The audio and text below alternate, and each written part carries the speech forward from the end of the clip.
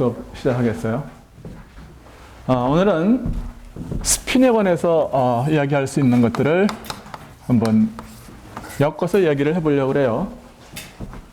그래서 우선 스핀이라는 게 뭐냐?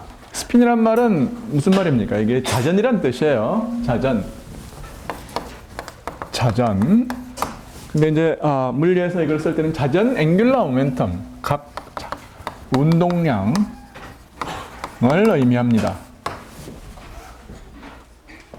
근데 이제 이 스핀이 웬 별거냐? 그거 이제 얘기를 하는데, 이 스핀이 정말 별거예요. 스핀이 왜 별거냐? 우선 이 스핀이 존재한다는 것 자체가 어떤 의미에서는 좀 신비해요.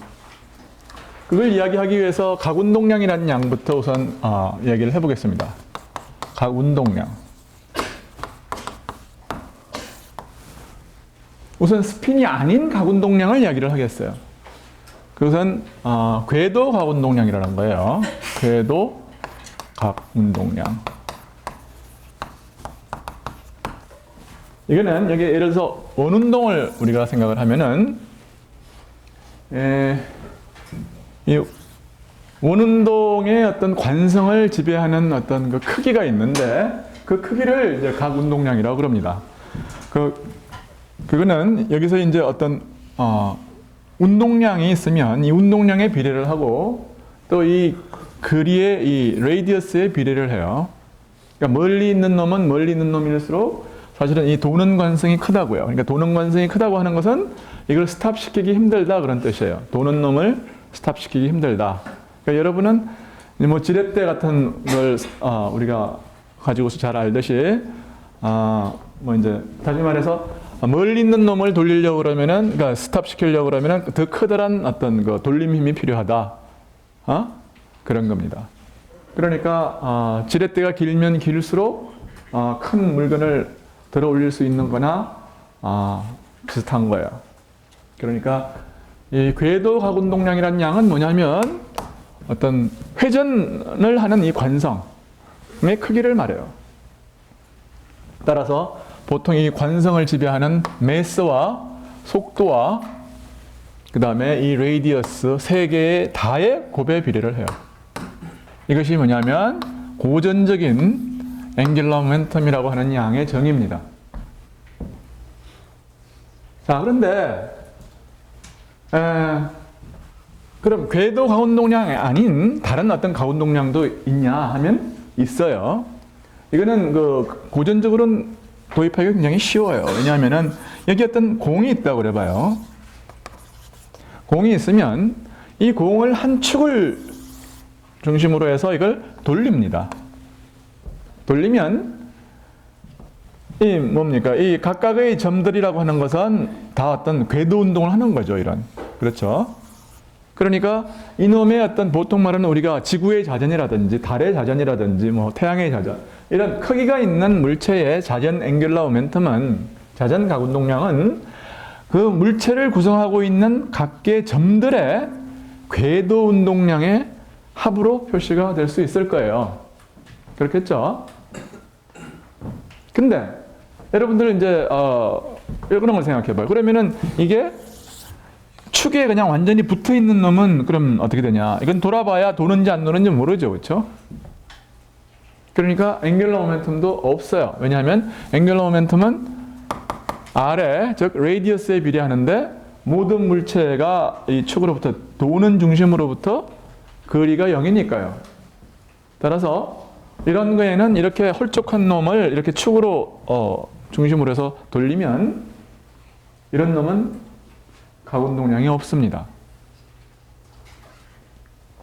자, 근데 이 스토리가 이게 그렇게 간단하지를 않아요. 근데 왜 어디에서 간단하지 않느냐 하면은 전자라고 하는 놈을 갖다가 전자나 혹은 원자라고 하는 특히 전자라고 하는 놈은 뭐 여러 가지 어떤 그 신비한 면을 여태까지 우리가 얘기를 했죠. 예를 들어서 이렇게 작은 서브아토믹 세계에 가면은 아원자 세계에 가면은 그 아원자 세계 원자 내지 아원자 세계에서는 이것이 뭐랄까, 입자의 성격만 갖는 게 아니고 파동의 성격도 갖는다. 뭐 그런 얘기를 했어요. 근데 또 한 가지 신비한 게 있는데 뭐냐면 이놈은 크기가 없는데 전자의 크기는 현재의 익스페리먼트로서는 잴 수가 없어요. 그 한계까지 그냥 제로예요. 근데 크기가 없다고 그래도 뭐 미래에는 내 말이 틀릴지 모르지만 현재로서는 맞습니다. 그런데 이렇게 크기가 없는데 크기가 없으면은 가군동량, 자전 가군동량을 가질 수가 없죠. 그렇죠? 그런데 전자에는 자전 가군동량이 있다고요. 그러니까 이게 미스터리라는 거예요. 그러나 자전 각 운동량이 있다 이거예요. 이게 이제 첫 번째 미스터리고, 그리고 있을 뿐만이 아니라 이거는 자전 가군동량이라고 하는 것이 딱 두 가지밖에 없습니다. 뭐 예를 들어서 보통 가군동량은 빨리 돌 수도 있고, 팽이는 그렇잖아요. 빨리 돌 수도 있고 늦게 돌 수도 있죠. 그렇죠? 근데 이 전자라고 하는 것은 전자라는 팽이에요. 그러니까 전자가 가군동량이 있다는 것은 그것은 팽이라는 것을 의미해요. 전자가 돌고 있다. 근데 이 도는 도는 크기가 가군동량이 딱 두 가지 값밖에 안 가져요. 하나는 플러스 2분의 1 곱하기 h바. 또 다른 하나는 마이너스 2분의 1 h바. 이런 거예요. 그러니까 임의의 축이 있으면 이 축을 중심으로 해서 오른쪽으로 이런 크기로 돌거나 왼쪽으로 이런 크기로 돌거나, 그러니까 오른쪽으로 돌거나 왼쪽으로 돌거나. 근데 그 크는 더 빨리 돌 수도 없고 더 천천히 돌 수도 없다는 거예요. 오케이. 이런 것을 가리켜서 뭐라고 그러냐면은 자전 가군동량의 퀀타이제이션이라고 그래요. 양자화 되었다고 그럽니다. 근데 사실은 가군동량이라고 하는 것은 굉장히 신비한 양이어서 어떤 다이내믹스에 의해서 양자화되는 게 아니에요. 이거는 그냥 그 자체로서 양자화되는 거고, 이것은 꼭 자전 가군동량만 양자화되는 게 아니라 모든 가군동량은 다 양자화되어 있어요. 근데 그 단위가 h바가 주울세크로 따지면은 단위가 주울세크인데, 그 단위 주울세크의 단위로 따지면 오더 오브 매그니튜드가 10의 마이너스 34승밖에 안 돼요. 그러니까 너무나도 촘촘히 있기 때문에, 그쵸? 요 차이가 10의 마이너스 34승이라 그런 말이에요. 그러니까 너무나도 촘촘히 있기 때문에 보통의 어떤 거시 세계에서 앵귤러 모멘텀이 과연 저렇게 퀀타이즈 되어 있느냐 하는 것을 확인할 방법이 없다고요. 근데 이 미시 세계에서는 이 h바의 크기가 굉장히 중요해지는 그런 세계로까지 우리가 가면은 그 세계에서는 양자화되어 있다 그런 말이에요. 근데 이제 왜 이걸 가지고서 이제 1시간을 혹은 그 이상을 이야기하려고 하냐면, 이 스핀이라고 하는 게 이제 그러니까 우선 물성을 지배하는 굉장히 가장 중요한 성질 중에 하나고, 그리고 그렇기 때문에 이 스핀트로닉스라는 새로운 어떤 학문이 생길 정도로 응용적으로도 굉장히 중요해지고 있다. 그런 의미에서 이제 스핀이라고 하는 놈을 가지고서 이야기를 해보려고 그러는 거예요. 그래서 기왕 나온 김에 나는 이것을 설명은 하지 않겠습니다. 근데 여러분들은 혹시 고등학교 때 물리를 배운 사람은 보어의 아톰이라는 걸 들어봤을 거예요. 들어본 사람 손 들어봐요. 보어의 원자 모델. 안 들어본 사람 손 들어봐. 있어요, 분명히. 그러니까 그 보어의 원자 모델이 뭐냐면은 나중에 이제 그 보어의 원자 모델을 이제 이야기를 할 텐데, 그 중에 하나가 보어의 모델은 행성 모형입니다. 여기에 수소가 있으면 여기 프로톤이 있고 양성자가 있어요. 양성자는 알죠? 양성자가 있고 프로톤이 있고 여기에 주위에 전자가 있습니다. 근데 이 전자가 보통은 지난 시간에 뭐 우리가 충분히 이야기를 했지만 이게 전하를 띠고 있고 전하를 띠고 있는 놈이 이런 원운동을 하면 이건 가속운동이기 때문에 이 가속운동을 하는 전자는 무조건 뭐예요? 빛을 내요. 빛을 내고 에너지를 잃고 점점 떨어져서 이게 들어가는데 한 1조분의 1초도 안 걸려요. 근데 사실은 이렇게 되면은 어떻게 됩니까? 모든 원자가 사이즈가 프로톤의 사이즈는 10의 마이너스 15승 미터 스케일이고 이게 뭐예요? 원자의 사이즈는 10의 마이너스 10승 미터의 사이즈이기 때문에 이게 전자가 이렇게 들어가면은 이건 완전히 그 물질이 존재할 수 없다는 얘기예요. 물질이 다 콜랩스 해가지고 다 중성자별처럼 그렇게 되어 있다는 거죠. 근데 그런 일은 절대로 일어나지 않잖아요. 그리고 왜 그런가 하는 것을 우리가 지난 시간에 하이젠버그의 uncertainty principle을 가지고 이야기를 했습니다. 근데 이 이야기를 다시 꺼내는 이유는 뭐냐면 보어라는 사람은 uncertainty principle을 사용한 게 아니고 uncertainty principle은 훨씬 나중에 나왔어요. 보어는 어떻게 생각했느냐 하면은 그냥 모르니까 가정을 한 거예요. 그냥 여기에 원운동을 하고 있는데 아무 원운동이 다 가능한 게 아니고 이런 특별한 어떤 궤도, 허락된 궤도가 따로 있다. 그런 말이에요. 그래서 가장 낮은 상태의 궤도의 반경이 계산을 해봤더니 이게 한 0.53 옹구스트롬 정도 돼요. 그리고 이걸 갖다가 그 보호의 이름을 기리기 위해서 0.5, 그러니까 RB 0.54 옹구스트롬이 보호 레이디어스 그렇게 부릅니다. 그리고 그 다음 준위는 뭐냐면 2의 제곱 곱하기 RB, 그 다음 준위는 뭐냐면 3의 제곱 곱하기 RB, 뭐 이런 식으로 점점 커지는 그런 특별한 어떤 궤도에만 존재한다는 겁니다.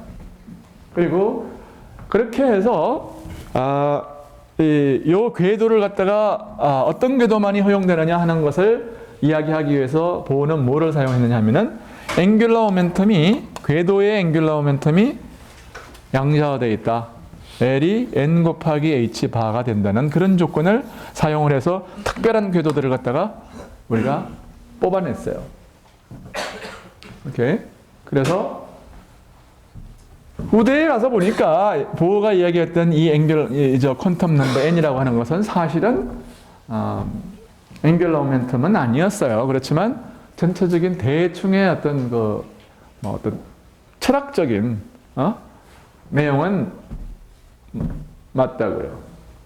굉장히 그 궤도는 디스크리트한 것만이 이제 존재하고 하여튼 근데 내가 이야기하려고 하는 거는 오늘 지금 이야기하려고 하는 것은 뭐냐면 이 앵귤러 모멘텀이 이런 식으로 양자화 그러니까 아톰에 있어서의 이 보어가 이야기했던 넘버가 정확하게 앵귤러 모멘텀은 아니었지만 그러나 앵귤러 모멘텀이 양자화된다는 얘기는 사실은 또 맞는 얘기예요. 그 얘기하려고 내가 보어 아톰 또 이야기한 거예요. 그리고 또 나중에 이 픽처를 가지고 원자를 또 설명을 할 거기 때문에 일단 모든 앵귤러 모멘텀은 양자화됐다. 그렇게 여러분들은 생각을 하면 돼요. 그리고 이 이야기를 어떻게도 이야기할 수 있느냐 하면은 이 얘기를 보어가 이야기한 이 앵귤러 모멘텀의 양자화를 드브로이 들어봤죠. 지난 시간에 우리가 이야기를 했어요. 드브로이는 어떻게 이야기를 했느냐 하면은 여기에 어떤 한 주어진 궤도가 있으면 그리고 드브로이가 이야기하는 거는 뭐예요? 이게 물질은 뭐예요? 어떤 파동이라고 그랬으니까 이렇게 와가지고서 이게 여기에 딱 맞아야 된다. 그렇게 해서 무슨 말이냐 하면은 람다에다가 정수배를 곱하면 이게 람다에다가 여기서부터 여기까지가 하나의 파장이에요. 이 파장이 정수배만큼 딱 들어가 있도록 그렇게 되는 그런 궤도. 그래서 궤도의 조건이 뭐냐면은 이게 뭐냐면 정상파 조건이에요. 그렇죠? 그래서 이것이 람다의 정수배만이 둘레의 길이가 같은. 그러니까 둘레의 길이가 람다의 정수배가 되는 그런 궤도만이 허용이 된다. 그런 말로 다시 표현할 수 있다는 것을 이제 드브로이가 보였죠. 왜 그런지 한번 볼까요? 왜 그러냐면은 람다로 양변을 나누면 이거는 람다분의 2파이가 되고 여기는 R이 되고요. 여기는 N이 돼요. 그런데 여기다 양변에 H바를 곱하면 여기에 H바를 곱하면 그러면 이게 뭐가 되느냐면 H바는 내가 이야기를 안 했는데 아무도 질문을 안 하네요. 했나요 옛날에? H바는 양자상수 H 나누기 2파이를 한 걸 H바라고 써요. 왜냐하면 워낙 자주 나오니까요. 그래서 이렇게 되는데 이게 뭐냐면 H바 곱하기 2파이니까 이것은 H of 람다 곱하기 R이고 이게 뭐냐면 뭐예요 이게? 람다분의 H가 뭐예요? 모멘텀이에요. 그렇죠? 그러니까 이것은 모멘텀이 뭐냐 하면은 M 곱하기 V예요. 그러니까 MVR이 다른 게 아니라 앵귤러 모멘텀이에요. 그러니까 드브로이의 해석이 맞는 거죠.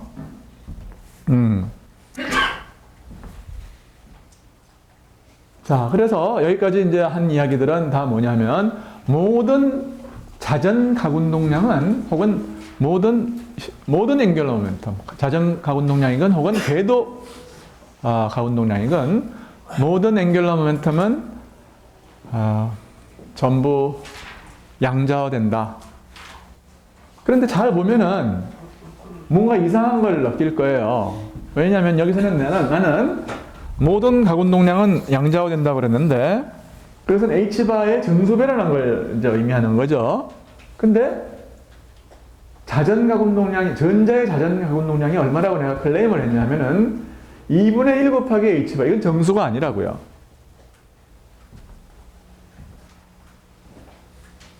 그래서 실제로 이거는 이런 견지에서 보면 드브로이 혹은 그 보의 입장에서 보면은 굉장히 알 수 없는 얘기예요. 드브로이식으로 이걸 해석을 하면은 이게 어떤 얘기가 되는 거냐 하면은 어떤 둘레가 있는데 이 둘레를 한 바퀴 도는 게 아니라 두 바퀴를 돌아야 한 파장이 된다는 그런 조건하고 같아요. 그러니까 이게 한 바퀴는 대충 돌고 두 바퀴 돌아서 제자리에 가는 이런 궤도에 해당하는 게 2분의 1 H바의 조건입니다. 그러니까 이 자전각 운동량이라고 하는 것은 이런 이 파티클들의 궤도 앵귤러 모멘텀의 합으로 표시될 수 없는 양이에요, 어차피. 그리고 나중에 이제 여러분이 좀 더 높은 양자역학을 이제 배우게 되면은 전자의 웨이브 펑션, 즉 전자의 상태를 기술하는 파동 파동 함수 psi가 두 바퀴를 돌아야 자기 자신으로 돌아온다는 그 성질을 가지고 있습니다. 근데 그거는 사실 이 픽처하고 정확히 일치하는 거예요. 그래서 하여튼 그 얘기는 머릿속에 넣어두세요. 전자는 두 번 뺑뺑 돌아야 제자리로 돌아온다. 이렇게 해갖고는 안 되고 한 번 더 돌아야 자기 자신으로 돌아온다. 오케이. 그래서 전자는 두 번 돌아야 된다. 그 얘기를 하고 넘어가겠어요. 자, 그래서 어쨌든 여태까지 내가 긴 시간을 투자해서 이야기한 게 뭐예요? 모든 앵귤러 모멘텀은 양자화되고 특히 자전각 운동량은 2분의 1 곱하기 정수배로 될 수 있다 하는 거예요. 자전각 운동량은 일반적으로 2분의 1 혹은 1, 2분의 3 뭐 다 가능합니다. 오케이. 자, 정리.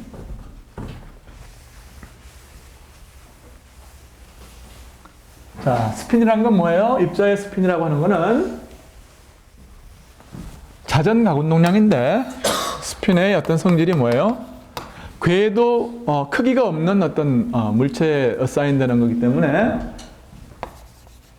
궤도 각 운동량의 합으로 표시가 어떻게 돼요? 불가하다. 불가능하다. 그 다음에 두 번째는 2분의 1 곱하기 h바의 정수배이다. 그런 얘기예요.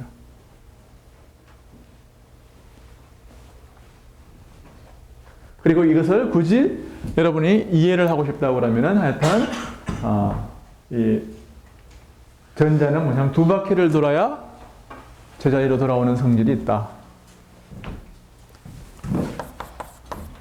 두 바퀴의 성질이다. 두 바퀴 돌아야 제자리로 돌아온다는 성질과 관계가 있다. 그래. 그러면 그 다음에 이거 사실은 이렇게 된다는 것을 수학적으로 증명할 수 있어요.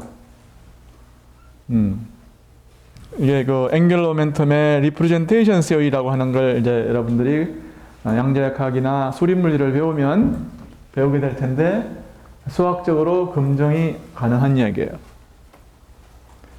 그 다음에 이제 세 번째로 이야기하는 거는 이게 물리하고 수학은 사실 같은 게 아닙니다.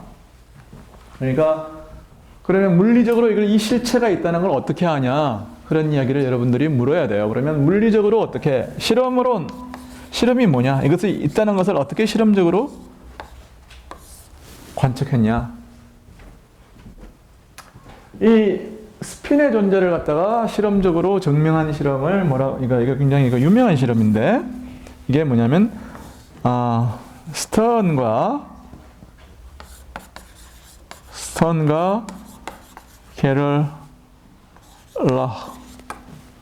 게럴라의 실험이에요. 이걸 내가 대충만 이야기를 하면 이렇습니다.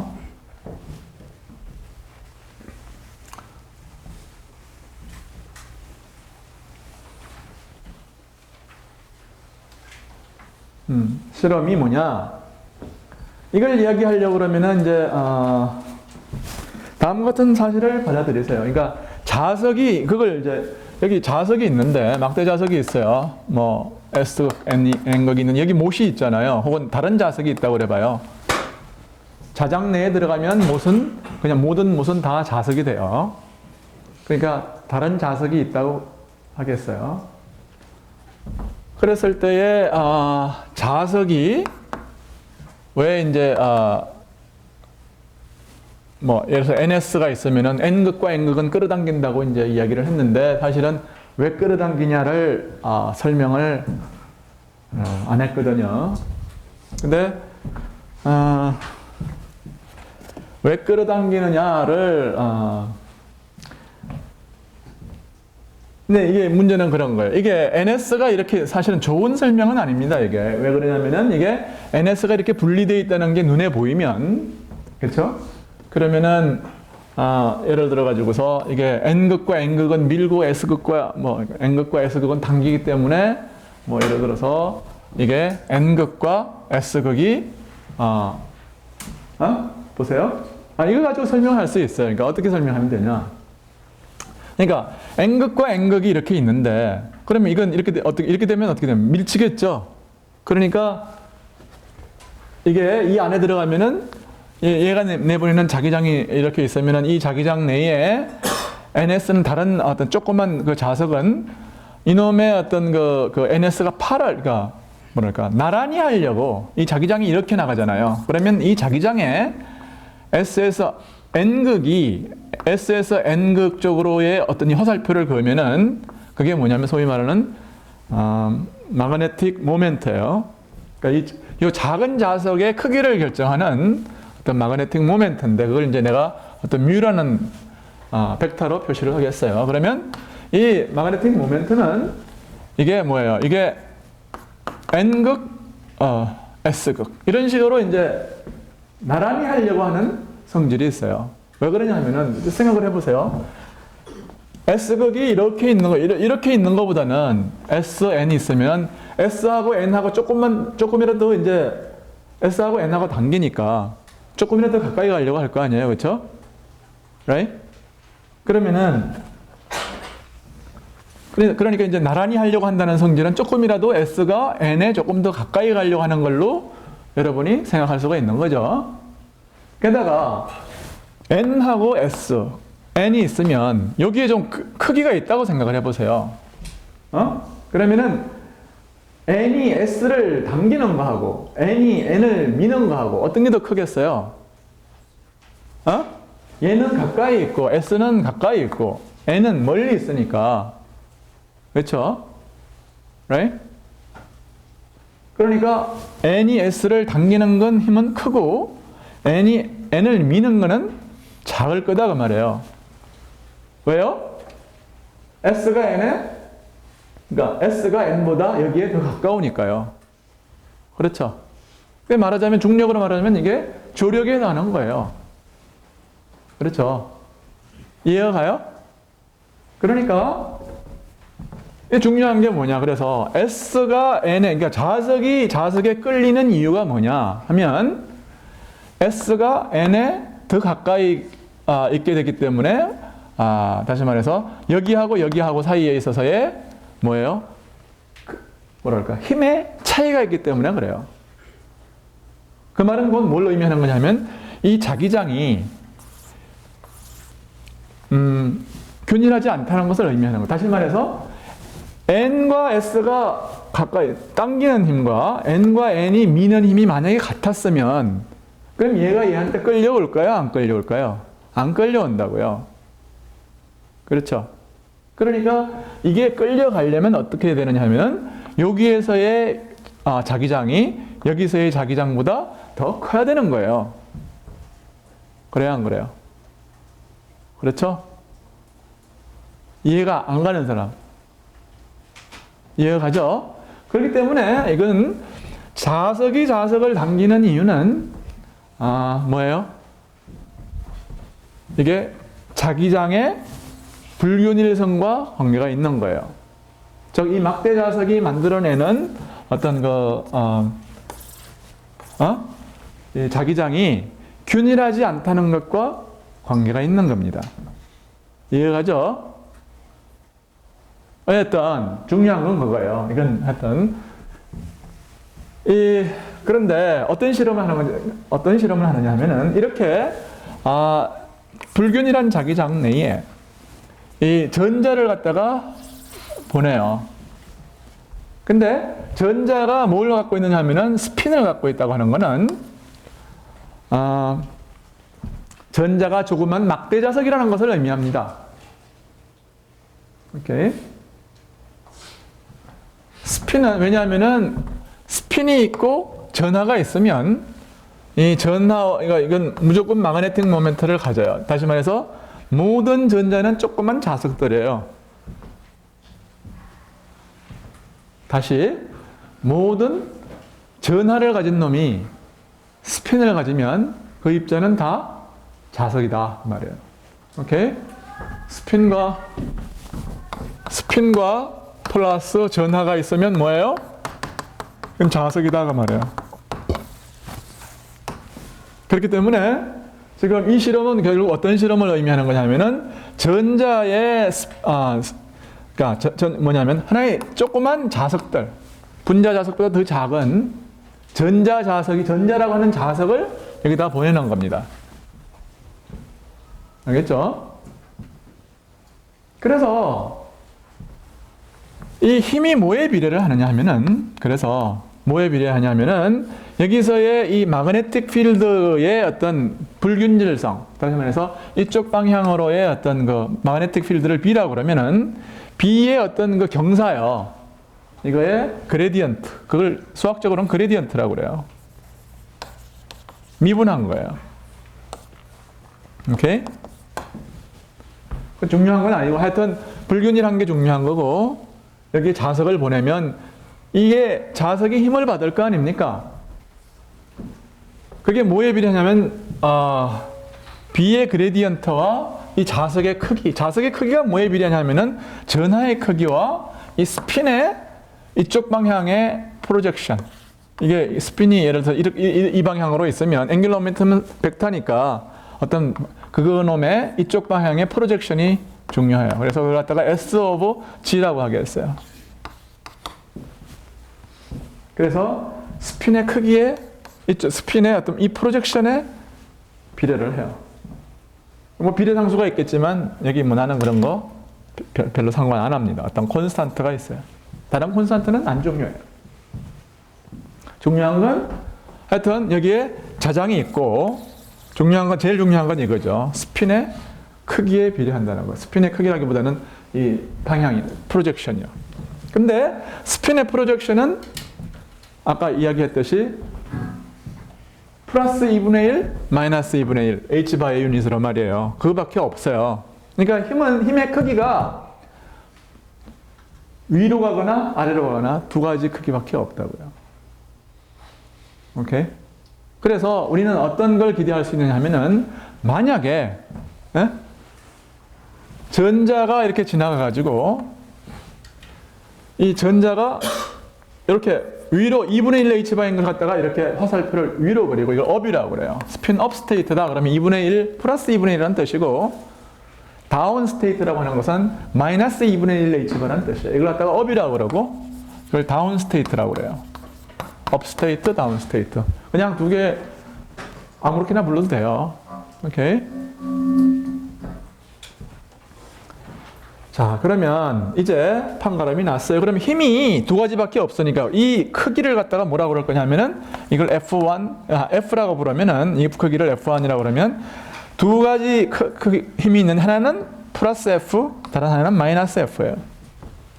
따라서 업인 놈은 예를 들어 다 이렇게 갈 거고 다운인 놈은 다 이렇게 갈 거예요. 오케이?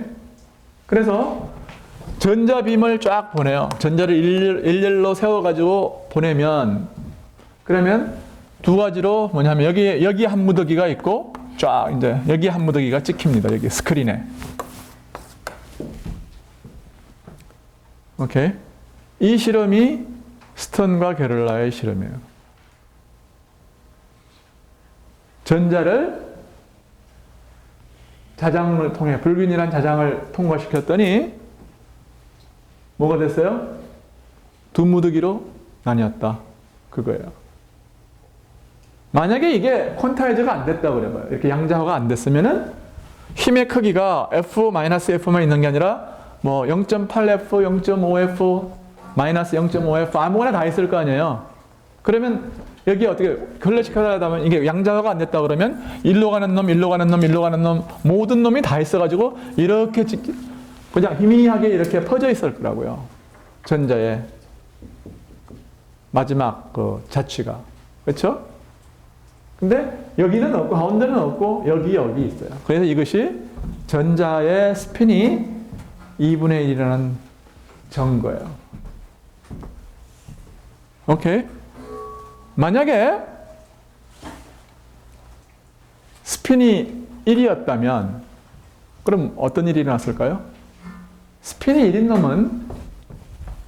놈 내가 이야기 안 했지만 1이라는 말은 h바에 곱하기 1이라는 뜻이에요. 스핀. 그러니까 예를 들어서 프로젝션이 이쪽 방향의 프로젝션이 h바 마이너스 h바 이거 말고 0도 가능해요. 이렇게 세 가지 값을 가져요. 스핀이 1이었다면 스핀이 1인 놈 이것은 h바 제로 마이너스 h바 이렇게 됐으면은 이 빔이 어떻게 돼요? 세 개로 쪼개졌을 거예요. 이렇게 한 무더기, 두 무더기, 세 무더기. 스핀이 2였다면은 어떻게 되느냐면은 2, 1, 0, 마이너스 1, 마이너스 1 이렇게 5개 값을 가져요.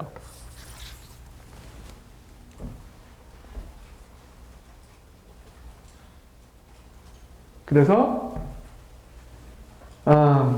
무슨 말이냐 하면은 이런 말이에요.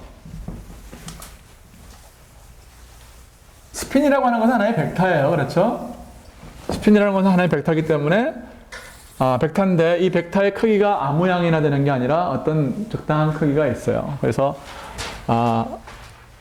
스핀은 어떤 크기를 가지는 양이죠. 이 스핀의 어떤 크기를 S의 크기 이런 식으로 얘기를 하면은 이 스핀은 어떤 방향이든지 다 이렇게 향할 수가 있지만 우리가 특별히 이놈의 어떤 축 방향에 예를 들어 저쪽 이 뒤쪽이 이걸 지축이라고 그러면은 특별히 지가 어떤 방향으로 있어도 좋습니다. 그렇지만 이쪽 방향을 지축이라고 그러고 이쪽 방향의 프로젝션을 재겠다. 그렇게 마음을 먹으면 어떤 성질이 있느냐면 이축 방향으로 이 S의 프로젝션 이게 뭐냐면 S 오브 G예요. 그런데 이 크기가 어떤 정수 L에 의해서 혹은 뭐 어떤 앵귤러 모멘텀 L에 의해서 만약에 그러니까 혹은 뭐 J라고 그럴 거예요. 앵귤러 모멘텀 J에 의해서 나타내지는 그런 크기다. 그러면은 SG의 값은 뭐냐면 이렇게 여기서부터 제일 큰 것부터 시작을 해가지고 하나, 둘, 셋 뭐 해서 어디까지 어떻게 되느냐면 J에서 출발을 해서 J 곱하기 H바에서 출발을 해서 마이너스 J 곱하기 H바까지의 어떤 디스크리트한 값만 가져요. 예를 들어서 스핀이 이렇게 있다고 그러면은 뭐 이렇게 될 것이고 이렇게 있다고 그러면 이렇게 될 것이고 해서 이 스핀이 어떤 방향으로 향하느냐에 따라서 이 프로젝션의 값이 달라질 거 아니에요. 그렇죠? 그러니까 근데 기가 막히게도 이 프로젝션의 값이 정확하게 뭐냐면은 H바의 2분의 1 H바의 정수배만큼만 갖는다 그런 말이에요. 그래서 이게 J가 2면 2, 1, 0, 마이너스 1, 마이너스 2 그래서 이 값이 J에서부터 마이너스 J까지 J가 2면 2, 1, 뭐 그 다음에 0, 마이너스 1, 마이너스 2 그런 5개의 값을 갖고 1이면 1, 0, 마이너스의 3개의 값을 가져요.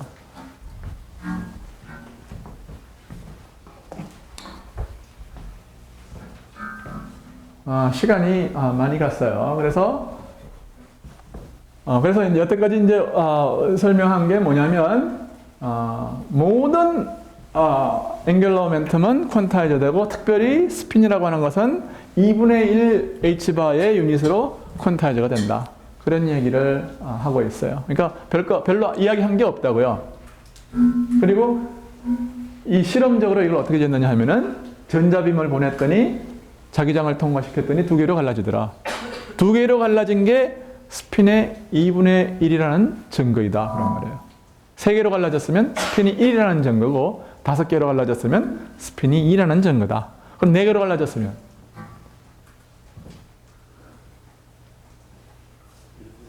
2분의 3이에요. 스핀이 2분의 3일 때는 4개로 갈라진다. 하여튼 그겁니다. 내가 이걸 물을 수도 있어요.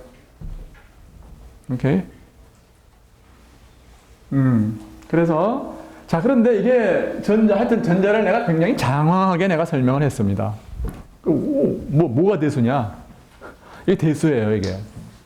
뭐가 대수냐 하면 여태까지는 졸아도 괜찮아요. 근데 지금부터는 졸지 마세요. 오케이? 자, 오케이.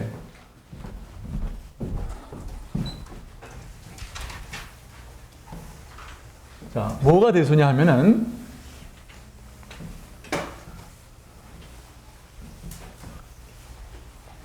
물리학이라고 하는 것은 기본적으로 환원론이에요.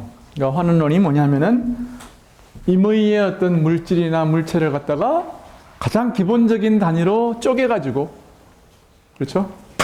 그 가장 낮은 레벨에서 가장 간단한 것의 성질을 조사를 해서 그런 것들을 다시 어떤 힘에 의해서 붙을 수 있느냐. 이렇게 해서 다시 전체를 재구성하는 겁니다. 그러니까 집을 벽돌로 분해하고 벽돌을 갖다가 다시 어떻게 집을 만드느냐. 이런 식의 이제 쪼개가지고 보는 게 그게 물리학. 그런 원칙에 가장 이제 충실한 것이 원자요, 입자요 이런 것을 다루는 어떤 학문입니다. 그 입자물이에요. 그래서 모든 물질이라고 하는 것은 그 물질의 기본 어떤 성질을 잃지 않는 어떤 기본 단위를 뭐라고 그럽니까? 그것을 분자라고 그래요. 오케이. 예를 들어서 이 칠판이 있으면은 여기 칠판 이거 쪼개고 가장 쪼개가지고서 그 성질 더 이상 쪼개면 이제 칠판이 안 되는 거죠. 이 하얀 아크릴이 안 되는 거예요. 그러면은 그걸 이제 분자라고 그러는데 분자는 뭘로 구성되어 있느냐면 원자로 구성되어 있어요. 어떤 원자와 어떤 원자를 갖다가 원자 1, 원자 2 이런 것들을 더해가지고 새로운 어떤 분자를 만들 수 있는 거죠. 그래서 이 분자를 원자를 기본 단위로 해서 분자를 공부하는 학문이 화학이에요. 화학은 원자를 더 쪼개는 데에 별로 관심이 없어요. 화학은 분자를 원자로 쪼개는 거에 관심이 있지만 화학의 가장 기본 단위가 원자예요. 그래서 원자를 갖다가 그러면 원자가 가장 기본적인 단위냐? 그건 아니거든요. 원자는 다시 우리가 수없이 말했지만 다시 양성자, 중성자 이런 걸로 구성된 핵이라는 것이 있고 그 주위에 뭐가 있어요? 전자가 있다고요.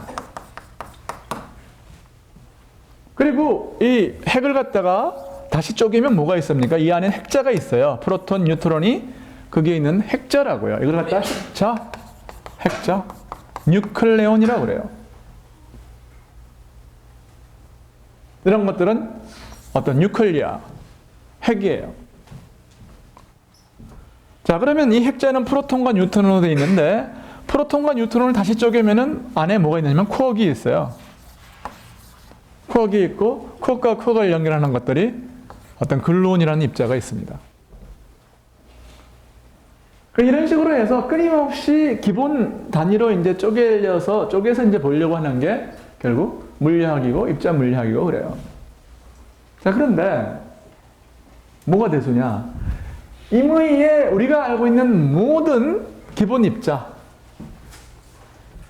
그것은 이제 프로톤과 뉴트론과 쿼크와 이걸 뭐 쪼개도 마찬가지입니다. 이런 모든 기본적인 기본 입자는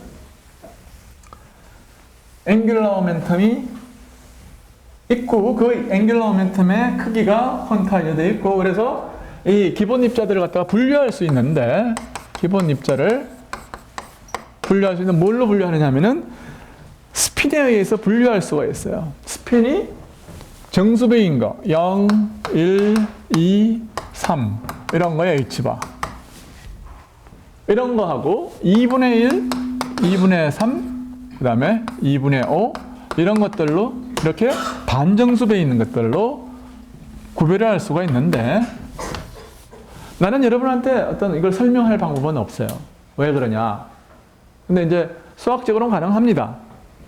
근데 뭐가 다르냐 하면은 스핀이 H바의 정수배에 있는 놈하고 반정수배에 있는 놈하고는 성질이 너무나도 달라요.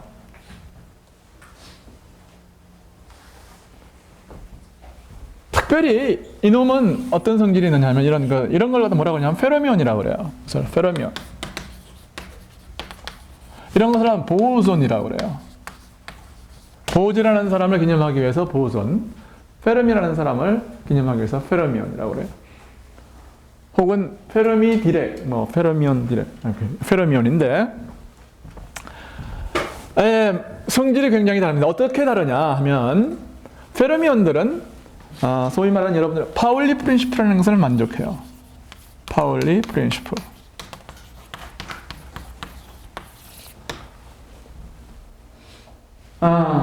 예를 들어서 이런 거 있습니다.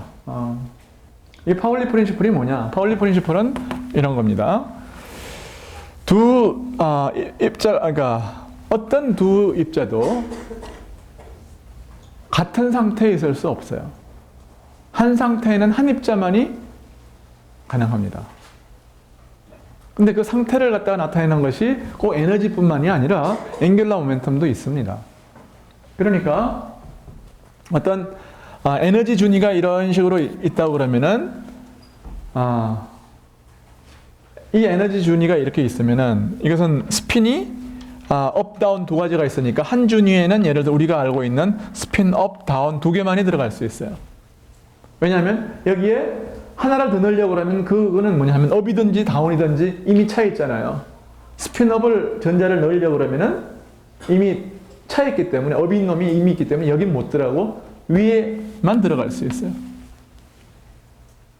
그러니까 내가 여기 준위들이 쭉 이렇게 있는데 여기에 파티클을 갖다가 이제 페르미온 전자를 집어넣는다. 그러면은 무슨 일이 일어나겠습니까? 전자를 갖다가 5개를 집어넣으려고 그러면은 업, 다운, 업, 다운, 업 혹은 다운 둘 중에 하나. 그래서 여기까지 올려야, 이 레벨까지 올려야 5개를 다 집어넣을 수 있어요.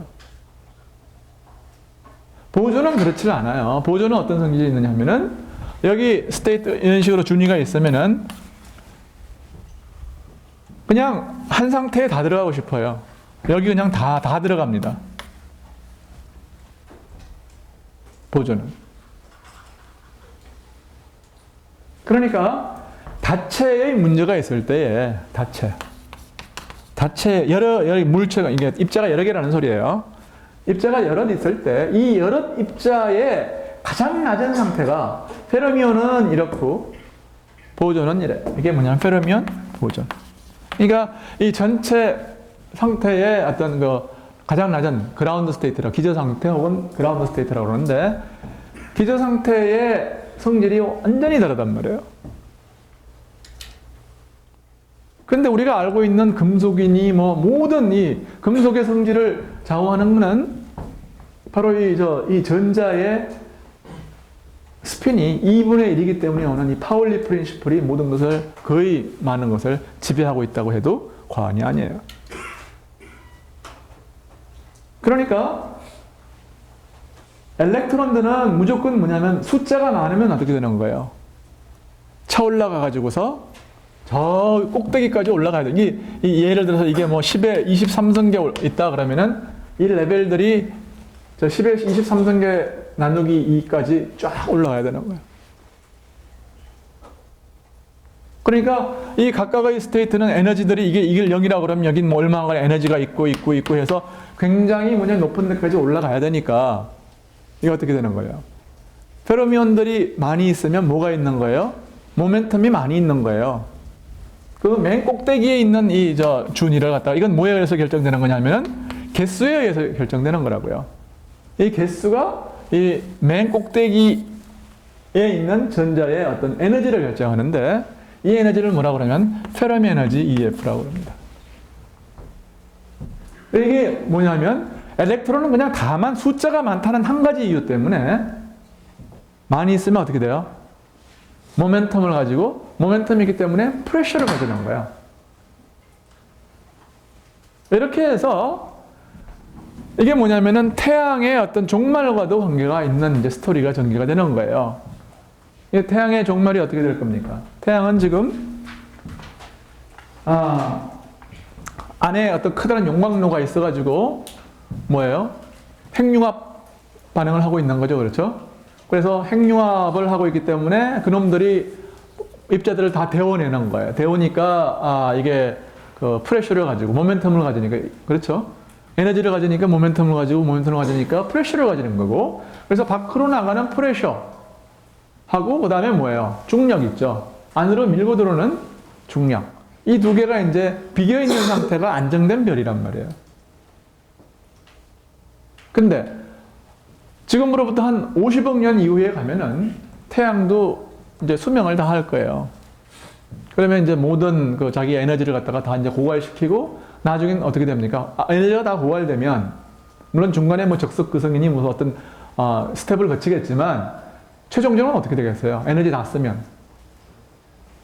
그렇죠? 중력이 밀고 들어올 거 아니에요.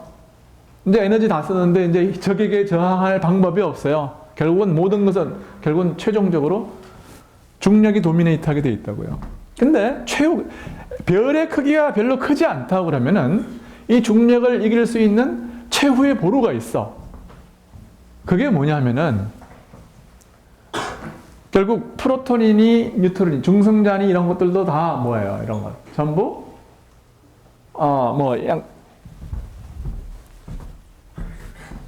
내가 뭐 프로톤 이야기까지는 할 필요가 없어요. 그러니까 여기에 어떤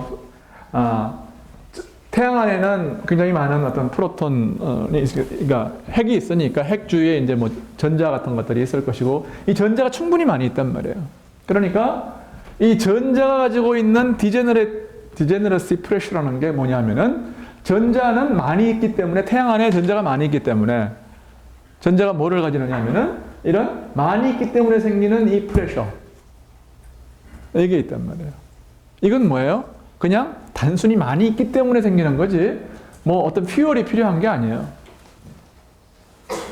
에너지가 필요 없다고요. 이거는. 그래서 이걸 뭐라고 하냐면 디제너러시 프레셔라고 그래요. 이걸 갖다 축퇴압이라고 그럽니다. 이걸 좀 어려운 말인데 하여튼 무슨 말이냐 하면은 이건 그냥 얘들이 많이 있기 때문에 이게 뭐라 그럽니까? 이제 뭐 하여튼 조직이 있기 때문에 이게 꼭 무슨 폭력배 같은데 하여튼 많이 있으면 힘이 생겨요. 응? 다수가 힘이에요. 이 많이 있다는 이 힘, 페르미온이 많이 있기 때문에 생기는 이 프레셔를 가지고 중력을 버틸 수 있어요. 그 한계를 뭐라 그러면 찬드러 스칼 리밋이라고 그래요.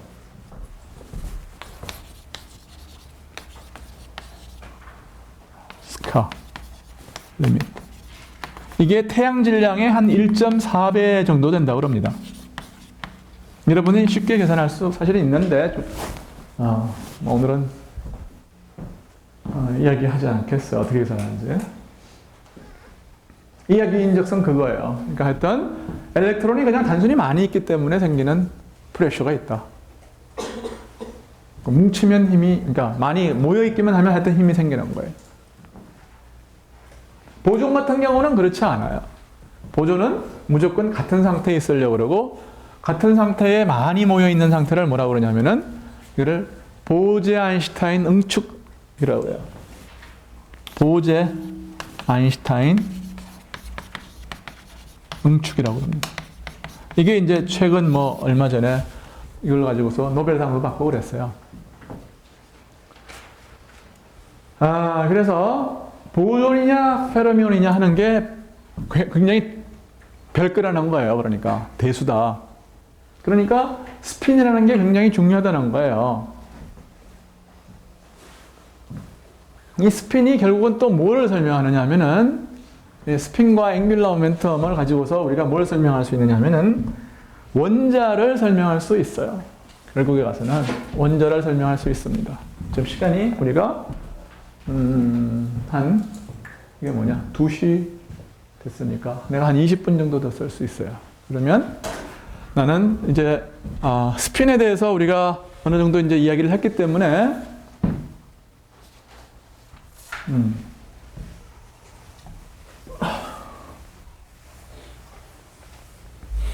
원자를 우리가 이해할 수 있습니다. 이걸 가지고 주기율표를 우리가 설명할 수 있어요.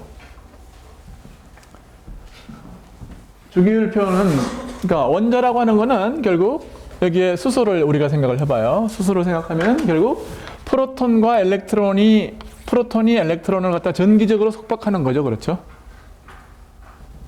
그거예요. 다른 게 아니고. 그래서 여기에 전하가 하나가 있고 플러스 1 하나가 있고 마이너스 1 하나가 있고 이렇게 있을 때 이게 이놈이 이제 속박을 하는 거예요. 멀리 못 가게 이제 붙들어 두고 있는 겁니다. 근데 수소를 갖다가 푸는 게 처음엔 너무 어렵다고 생각을 했어요, 사람들이. 그래서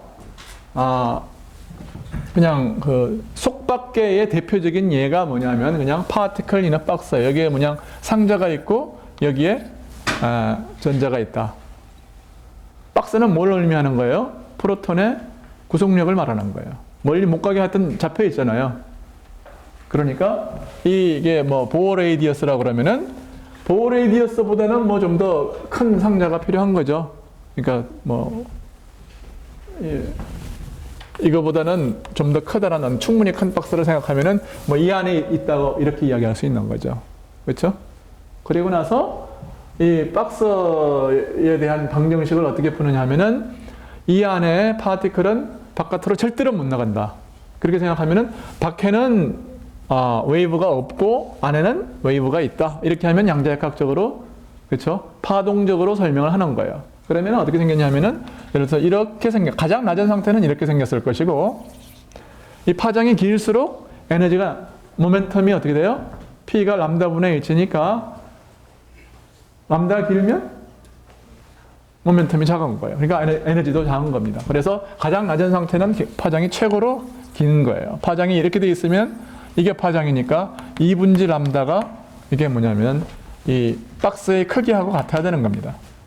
그 다음에 뭐가 되느냐 하면은 이거 반이 그러니까 요게 뭐냐면 박스의 반이 반파장과 같다.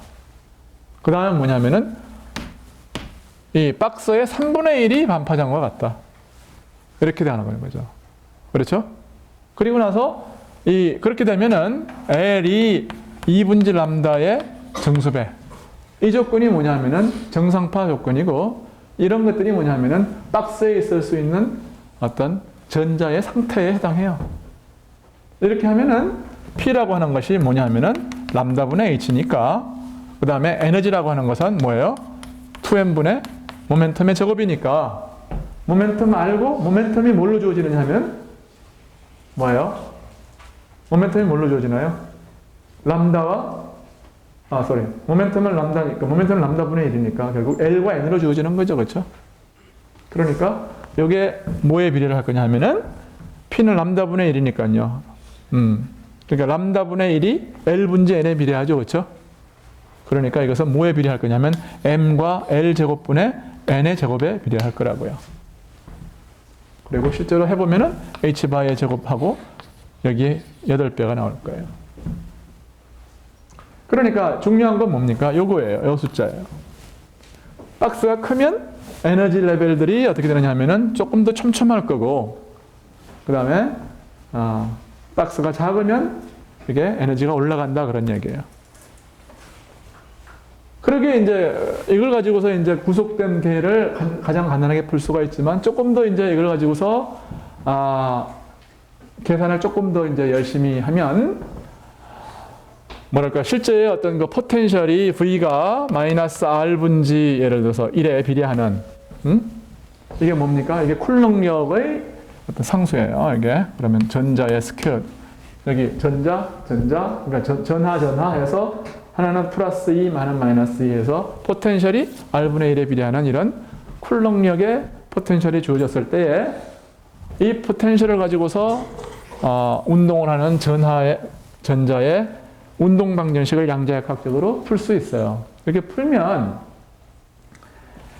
그 결과는 아까 우리가 보어가 제시했던 그 모델하고 굉장히 흡사하게 답이 나옵니다.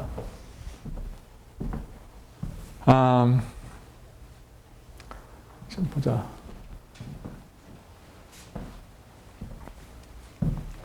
그래서 이걸 풀면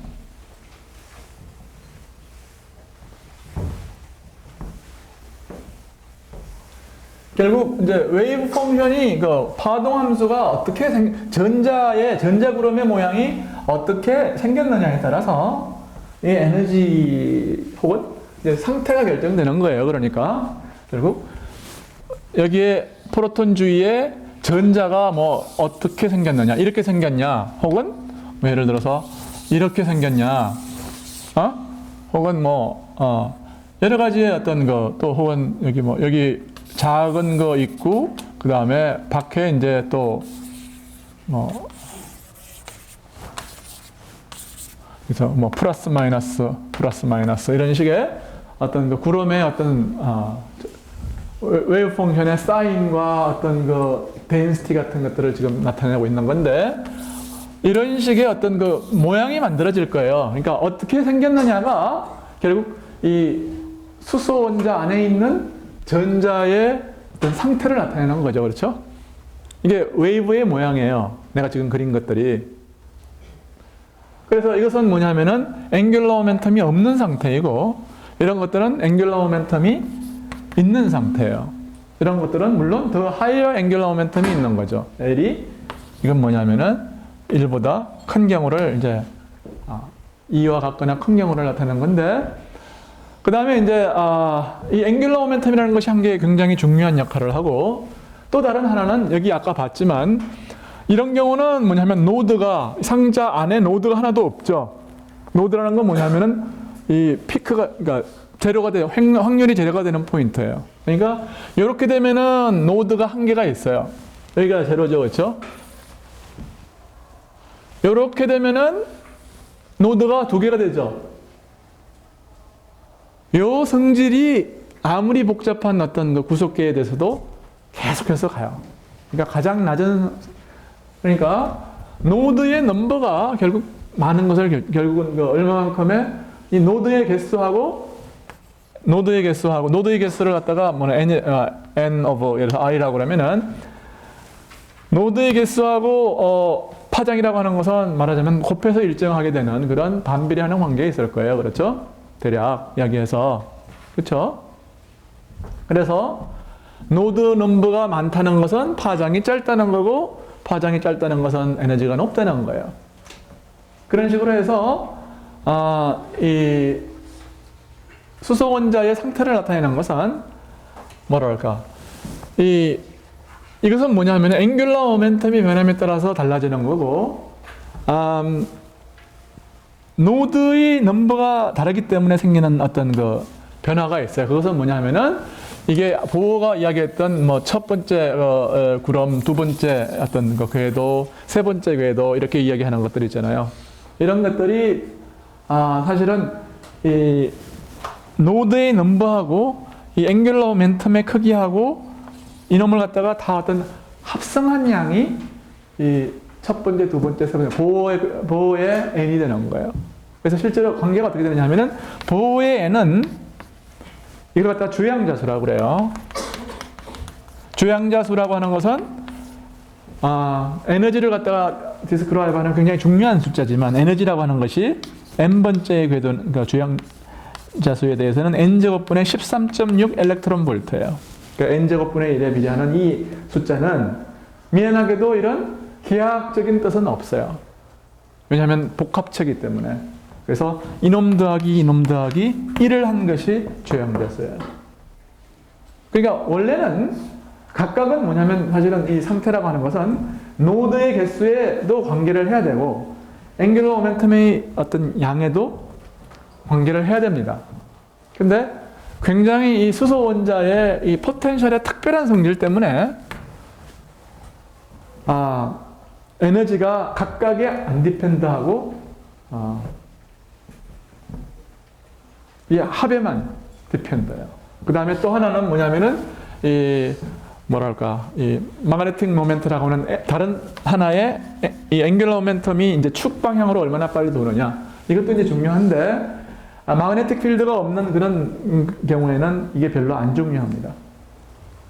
그래서 그 모든 게 뭐냐면 이 수소 원자의 특별한 포텐셜이 가지는 성질이에요. 그래서 뭐 이제 원자에 대해서 이야기를 하려고 그러다 보니까 이게 조금 복잡해지는데 이런 겁니다.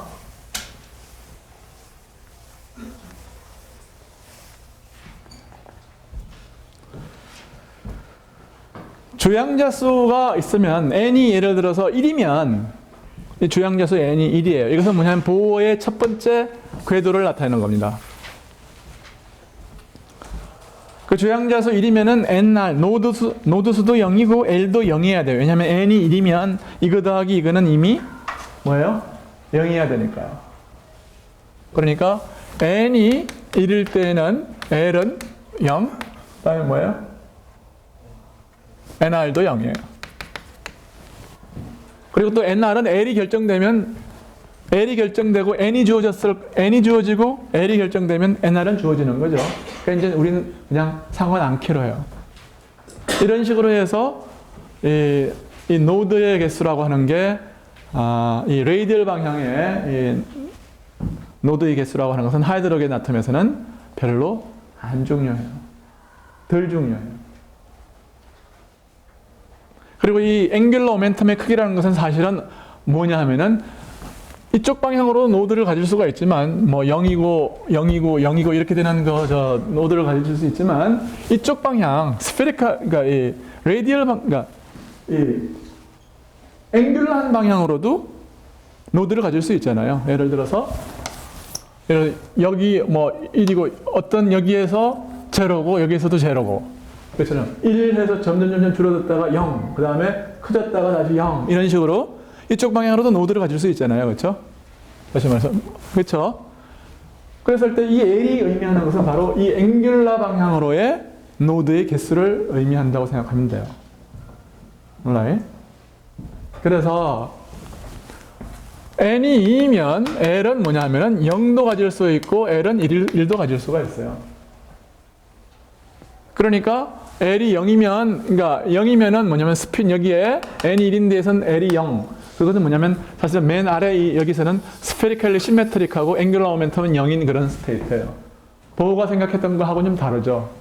가장 낮은 궤도라고 하는 것은 뭘 의미하는 거냐면은 앵귤러 모멘텀이 0이에요. 그게 이제 보호 아톰의 사실은 틀린 점 중에 하나죠. 그래서 여기는 뭐냐면은 스핀 업 다운 두 개가 들어갑니다. 그러니까 수소가 있으면 한 개 들어갈 수 있고, 그 다음에 헬륨이라고 그러면 안에 뭐냐면 헬륨이라고 그러면은 플러스 두 개의 전하를 가질 수 있으니까 여기에 이 궤도에 두 개 다 들어갈 수 있는 거야. 그러니까 수소와 헬륨 하면 여기에 이제까지 다 차면 이게 헬륨까지를 설명할 수 있는 거예요. 그리고 이게 다 차면은 궤도가 다 차면 이건 닫힌 쉘이 돼가지고 굉장히 안정된 원자가 됩니다. 그래서 헬륨은 불활성 기체예요. 이런 식으로 그 다음에 L이 0이면 또 마찬가지로 여기는 두 개가 들어가고 L이 1이면 뭐냐면 앵귤러 모멘텀이 크기가 1이면은 뭐냐 프로젝션은 1, 0, 마이너스 1 세 가지가 있고 가까이 프로젝션에 업, 다운, 업, 다운, 업, 다운 6개가 들어갈 수 있어요. 그러니까 여기는 어떻게 됩니까? 3 곱하기 2 하면 6개가 들어갈 수 있어요. 그래서 뭐냐면은 N콜 1이라는 이걸 갖다가 주양력을 주급질이라고 그러고 여기에는 이게 두 개가 들어갈 수가 있고 N이 2인 경우는 L콜 0에 두 개가 들어가고 이걸 갖다가 L이 1인 경우는 6개가 있어서 뭐냐면 N이 2인 요 쉘에는 뭐냐면 이게 8개가 들어갈 수 있어요. 그 다음에 그 위에는 몇 개가 들어가냐면은 N이 3이면 어떻게 됩니까? L은 0, 1, 2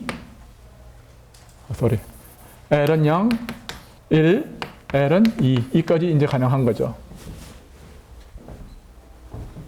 그러면은 여기에 다시 두 개, 6개 여기는 뭐예요?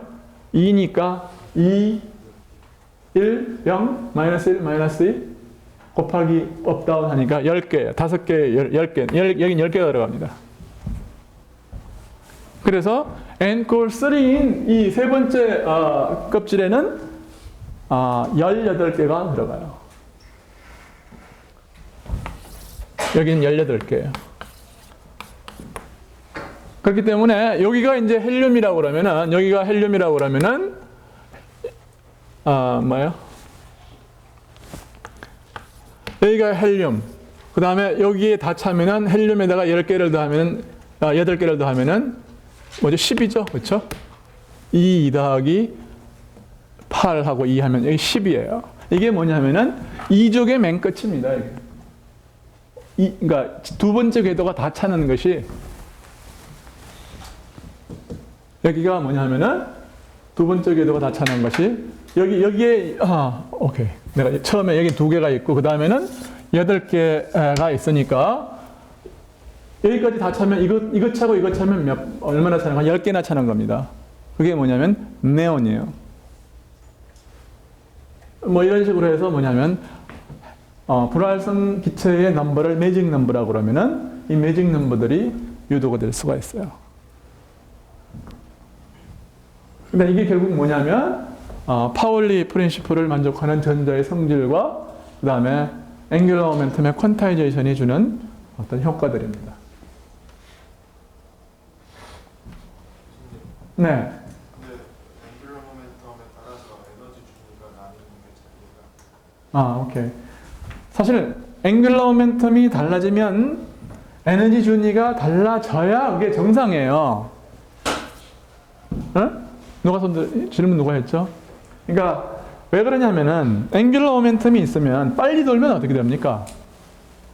보호는 앵귤러 모멘텀이 그냥 도는 이 앵귤러 모멘텀이 에너지를 결정한다고 그렇게 이야기를 했어요. 근데 나중에 알고 보니까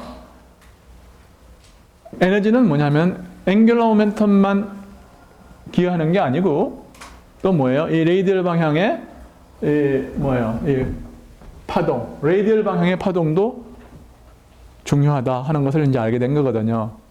그런데 이제 문제는 사실은 퀘스천이 뭐냐면은 왜 L과 NR에 두 개 다에 인디펜던트하게 에너지가 디펜던트 하는 게 아니고 왜 이거의 합에만 기여하느냐. 예를 들어서 L 곱하기 뭐 L 제곱 더하기 뭐 NR 이런 식으로 디펜드 할 수도 있는 거 아니에요. 그렇죠? 에너지가 어떤 펑션 오버 이거의 펑션일 수 있는 것이 각각의 이제 각각의 어떤 펑션일 수 있는 거 아니에요. 그렇죠? 그게 아니라는 거예요. 이거의 합에만 관계가 된다. 왜 이 합에만 관계가 되느냐 하는 것이 미스터리인데 나중에 알고 봤더니 그게 뭐냐면은 원오버할 포텐셜이 갖는 굉장히 특별한 다이내믹한 동력학적인 대칭성이 있어요. 그게 이제 뭐 렌츠 벡터라는 걸 여러분들 들어봤어요? 그건 뭐냐면 원오버할 포텐셜이기 때문에 이 궤도가 닫혀요.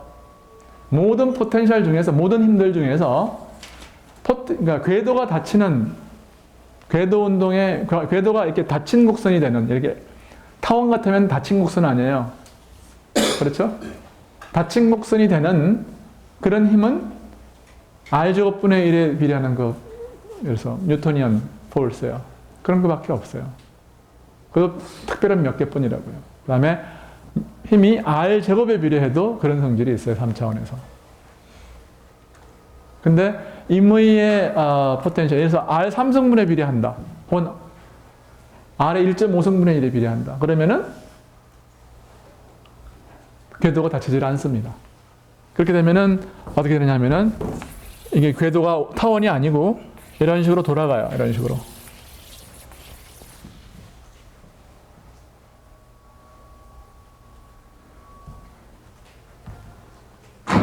그래서 답은 뭐예요? 하여튼 그런 거예요. 질문이 이거였다면 왜 각각의 디펜드 하는 게 아니냐고 묻는 것이었다면 그것은 특별한 시메트리 때문이다. 그 다음에 이제 스핀의 그러니까 하여튼 이게 중요한 건 메시지는 그겁니다, 여러분. 디테일을 여러분들이 다 기억할 필요는 없어요. 가운동량은 양자화되어 있고 스핀은 별거다 이거예요. 스핀은 매우 중요한 거다. 그리고 그것이 결국 뭐를 설명하는 거냐면 파울리 프린시플의 근거가 되고 또 뭐예요? 주기율표를 설명할 수 있다는 거예요. 그리고 내가 시간이 조금만 있으면 하려고 했었는데 EPR 파라독스라는 게 있어요. 뭐 EPR 파라독스 내가 한 5분만 더 쓸까요?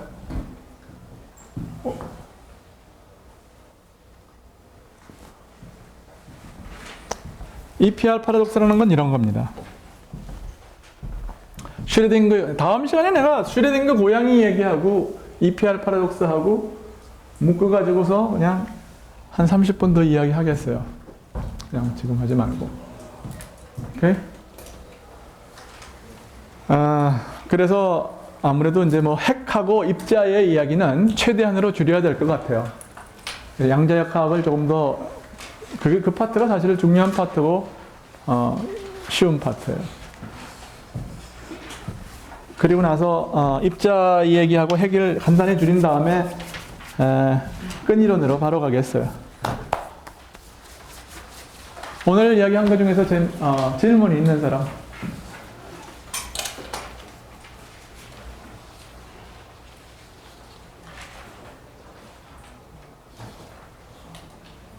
오케이, 그럼 없으면 수업 마치겠어요.